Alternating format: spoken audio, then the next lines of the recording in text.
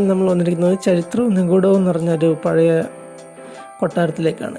ഇടുക്കി ജില്ലയിലെ കുട്ടിക്കാനത്ത് സ്ഥിതി ചെയ്യുന്ന അമ്മച്ചി കൊട്ടാരം. തിരുവിതാംകൂർ രാജകുടുംബത്തിൻ്റെ വേനൽക്കാല വസതിയായിരുന്നു. ഏകദേശം 19ാം നൂറ്റാണ്ടിലാണ് ഈ കൊട്ടാരം നിർമ്മിക്കുന്നത്.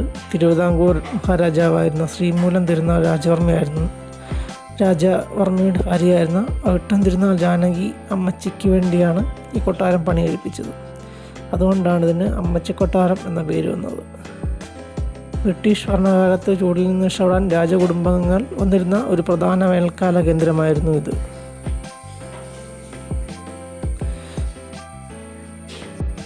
മിനിറ്റുകൾ കൊണ്ട് മാറുന്ന കാലാവസ്ഥയാണ് ഇവിടെ. പെട്ടെന്ന് മഴയും മഞ്ഞും വന്ന് കാലാവസ്ഥ തന്നെ പെട്ടെന്ന് മാറുന്നൊരു പ്രതിഭാസം ഈ ഒരു സ്ഥലത്തിനുണ്ട്.